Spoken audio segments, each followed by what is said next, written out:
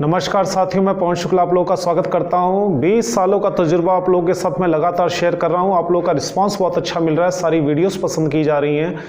जैसा कि आप लोगों से वादा किया था कि कुछ प्रैक्टिकल लेसन्स हम लोग करेंगे एक साथ, तो आज के लेसन में हम कुछ प्रैक्टिकल लेसन्स करेंगे। इनके क्वेश्चंस दिए होंगे, उनके आंसर्स भी आप खुद ही करेंगे और इसी वीडियो में आप उन आंसर्स को चेक करेंगे।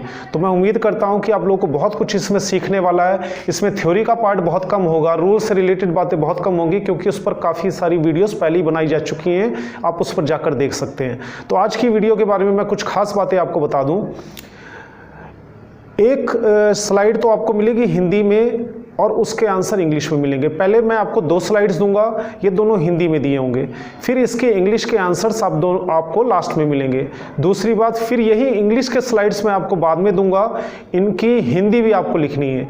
यानी कि आज का लेसन 2 तरीके से आप लोगों को सीखने में मदद करेगा। पहले हिंदी से आप इंग्लिश में जाएंगे, फिर इंग्लिश के सेंटेंसेस मिलेंगे, उनको हिंदी में करेंगे।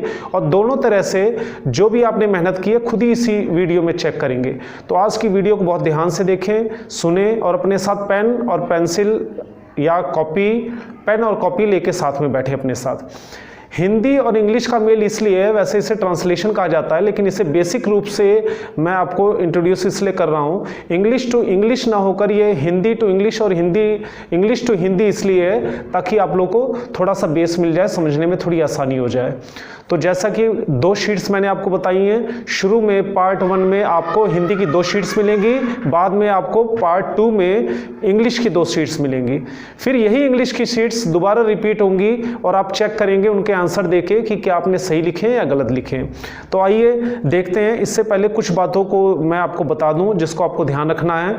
नंबर 1, एक ही शब्द के अनेक अर्थ हो सकते हैं। जैसे एक फ्रस्ट्रेटेड वर्ड है, फ्रस्ट्रेटेड का मतलब निराश भी हो सकता है, फ्रस्ट्रेटेड का मतलब हताश भी हो सकता है, हारा हुआ हो सकता है, इसके कई मतलब हो सकते हैं।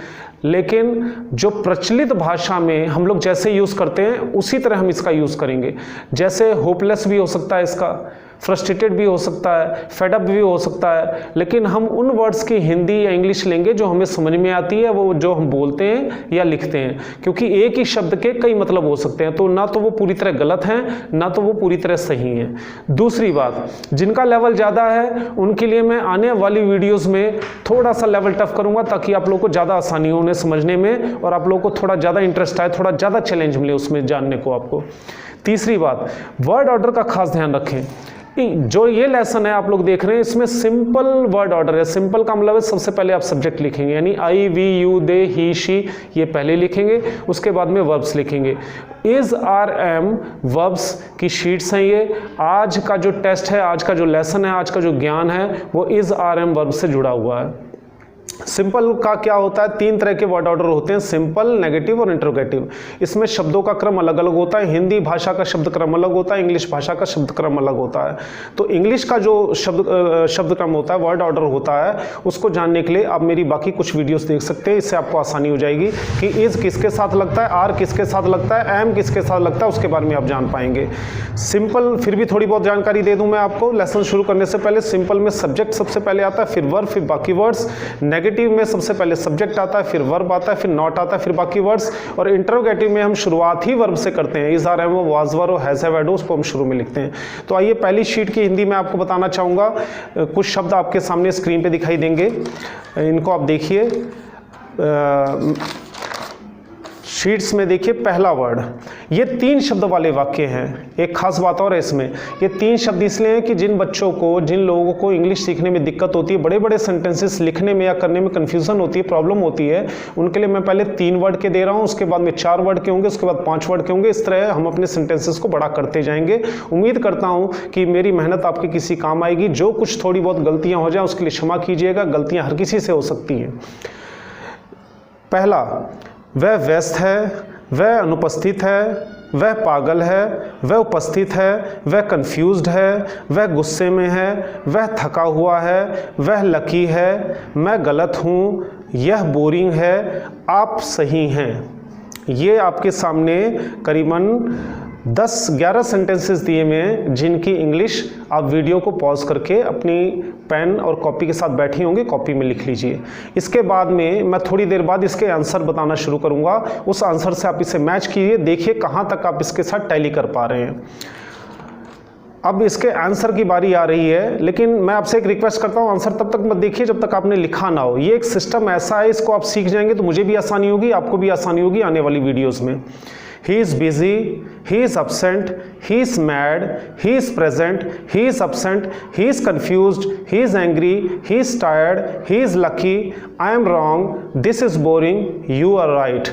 मैच करके देखिए, अगर आपके कुछ सेंटेंस भी सही हैं तो बहुत अच्छी बात है, शुभकामनाएं आपको। अगर आपके ज़्यादातर सेंटेंसेस सही हैं तो बहुत अच्छी बात है, आपको इंग्लिश अच्छी आती है, आप आने वाली वीडियोस में और नेक्स्ट लेवल को ट्राई कर सकते हैं।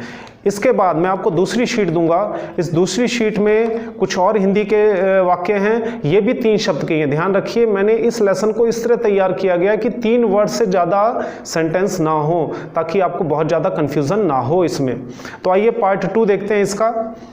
वह निराश है, वह उत्सुक है, वह खुश है, वह चिढ़ा हुआ है, वह बेचैन है, वह मोटा है, वह यह बड़ा है, यह मुश्किल है, यह महंगा है, यह आसान है, वह दुखी है, वह अहंकारी है।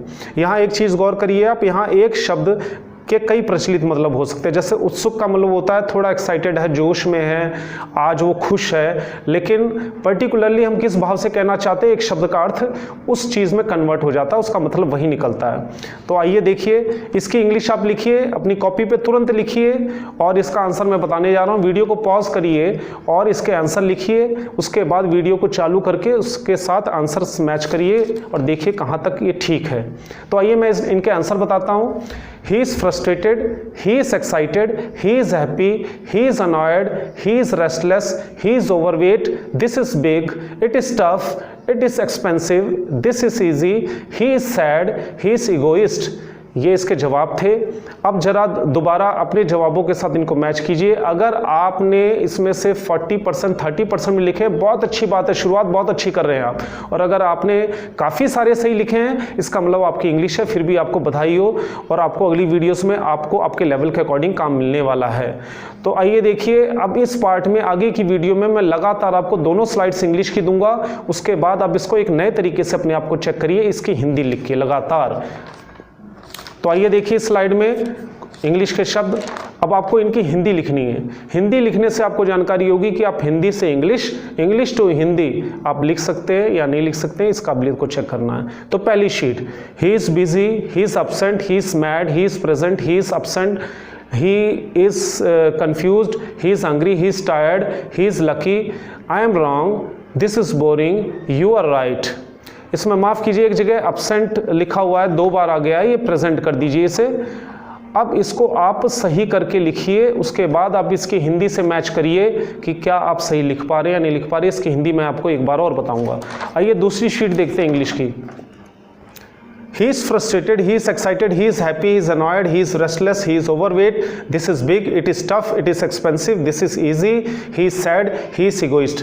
यहीं पे वीडियो को पॉज करिए, इसकी हिंदी अपनी कॉपी में तुरंत लिखिए, उसके बाद में जो मैं आपको हिंदी बताने जा रहा हूँ इसके साथ आप इसको मैच कर लीजिए, ताकि आपको पता चल जाए कि आप English to Hindi, Hindi to English दोनों में परफेक्ट हैं या नहीं है। तो आइए इसकी हिंदी में बताता हूँ। पहली शीट देखिए, वह व्यस्त है, वह अनुपस्थित है, वह पागल है, वह उपस्थित है, वह कंफ्यूज है, वह गुस्से में है, वह थका हुआ है, वह लकी है, मैं गलत हूँ, यह बोरिंग है, आप सही हैं। और दूसरी शीट का आंसर मैं उम्मीद करता हूँ आप सभी लोगों ने सही लिखा होगा। दूसरी शीट की तरफ निगाह डालिए जरा आप। वह निराश है, वह उत्सुक है, वह खुश है, वह चिढ़ा हुआ है, वह बेचैन है, वह मोटा है, यह बड़ा है, यह मुश्किल है, यह महंगा है, यह आसान है, वह दुखी है, वह अहंकारी है। तो मैं उम्मीद करता हूँ आपने लगभग 80, 90%, 100% अब तक तो सही लिख ही लिया होगा। भगवान करे कि आप हमेशा इसी तरह सही काम करें, ज़्यादा से ज़्यादा कामयाबी पाएँ, ज़्यादा से ज़्यादा अपनी ज़िंदगी में खुशी पाएँ और इस देश के लिए, समाज के लिए कुछ कर पाएँ। इसमें कुछ सेंटेंसेस ऐसे मैं आपको बता देना चाहूँगा, यह बड़ा है, हालांकि यह मुश्किल है, यह महंगा है, यह आसान है, ये थोड़े अधूरे वाक्य हैं, लेकिन इनका एक सेंस निकल रहा है। जैसे यह बड़ा है, यानी हम किसी चीज़ की तो बात कर रहे हैं, जैसे यह मकान बड़ा है, लेकिन मैंने इसको 3 वर्ड तक सिर्फ इसलिए जो है छोटा किया है ताकि आपको आसानी हो जाए। छोटे छोटे सेंटेंसेस बनाने से आपका हौसला बढ़ता है, आपको पता चल जाता है कि मैं सही वर्ड ऑर्डर लिख पाता हूँ या नहीं, मैं सही वाक्य लिख पाता हूँ या नहीं लिख पाता हूँ। तो मैं उम्मीद करता हूँ इस वीडियो में आपको काफ़ी कुछ सीखने को मिला होगा। मैच करिए, रिपीट करिए, बार बार इन सेंटेंसेस को देखिए। जो वोकैबुलरी आपको नहीं समझ में आ रही है, डिक्शनरी की हेल्प ले लीजिए। वैसे तो मैंने हिंदी टू इंग्लिश लिख ही दी है। उम्मीद करता हूँ अगली वीडियो में मिलते हैं, तब तक इस वीडियो को ज़्यादा से ज़्यादा लोगों को शेयर कीजिए। मैं उम्मीद करता हूँ कि ये मेहनत आप लोगों के भी काम आएगी और जिनको आप शेयर करेंगे उनको भी काम आएगी। धन्यवाद, मिलते हैं आपसे अगली वीडियो में। Thank you very much.